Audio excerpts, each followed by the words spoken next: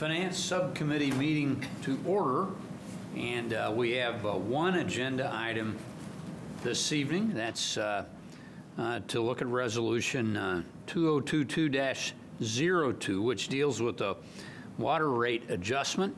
And Laura Pettit is here, Assistant Director of Finance, to give us the update on this. Unless, Vic, do you have any comments ahead of time, or can I hand it over to Laura? I'm just saying that the reason for this is legislation passed by the General Assembly and signed by the governor last week or two. So we have a short fuse on this one, and I'll leave it to Laura to explain. All right, thank you. Oh, thanks.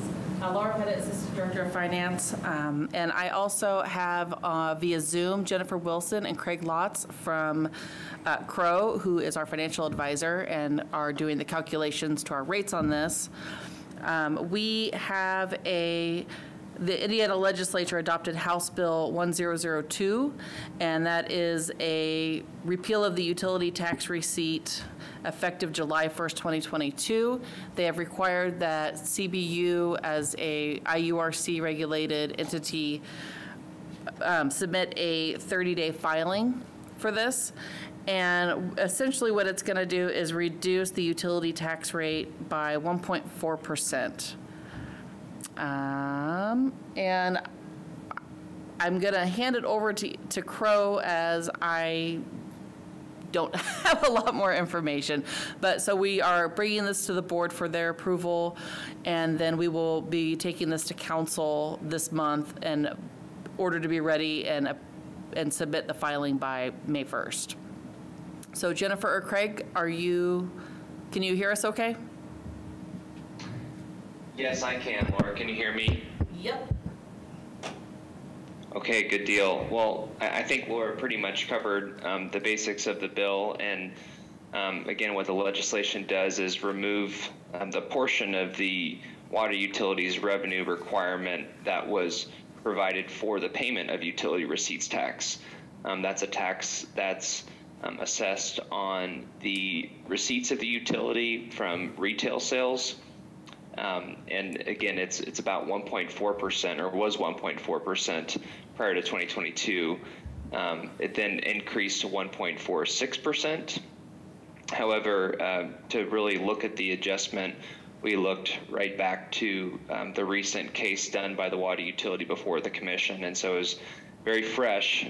You'll recall that those rates went into effect of January of this year, and so in doing the calculation, we identified the amount of tax that was built into the revenue requirement from that case before the commission, and then backed out that amount from the revenue requirement.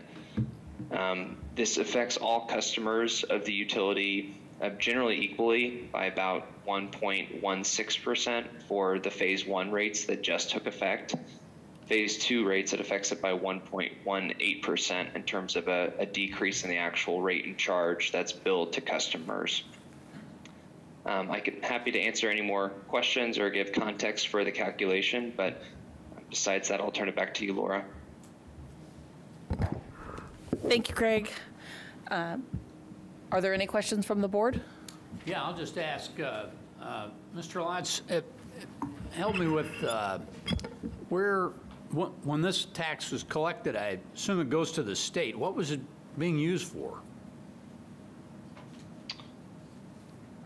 I believe in part that it's used to fund the both the commission, the Indiana Utility Regulatory Commission, and Office of Utility Consumer Counselor. Jennifer, could you give any more content on additional funding? No, actually, that's an excellent question. I'd have to do some research on what the uses of how the state was utilizing that tax. So sorry, I don't have that background.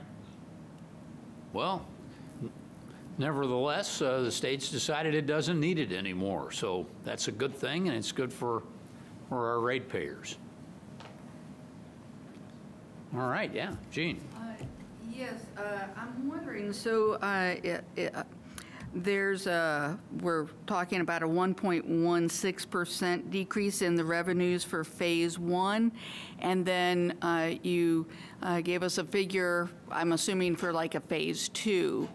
And it looks like the only thing we're considering tonight is just this Phase 1 decrease. Will there be another adjustment in Phase 2, and if so, when does that kick in? Or maybe I'm misunderstanding this. Yeah, that's a great question. So the Phase 2 rates take effect January 1st of 2024, and those are ultimately determined based upon the outcome of an upcoming bond sale that the utility will go and issue bonds to fund certain projects from the capital improvement plan. At that point that those bonds are issued, the actual debt service to be due on those bonds will be known at that time. And what the Utility Regulatory Commission requires is that once you know what that debt service actually is going to be, you go back before them and file what's called a true-up before them. They have an idea of what they've approved for the debt service component of Phase 2 rates. But once that's actually known after the sale of bonds, you go back and file the Phase 2 rates to true up with the commission. And then, so at that point, the Phase 2 rates will be approved by them, and it will also include the reduction for utility receipts tax to approach it just through that one true up filing with them. Okay, thank you. All right. Anything else? Other discussion? So then this goes into effect, is it July 1st? Is that right? Yes, that's correct. That's what is listed from the notification that we received from Craig and in the, in the House bill. We filed these taxes quarterly.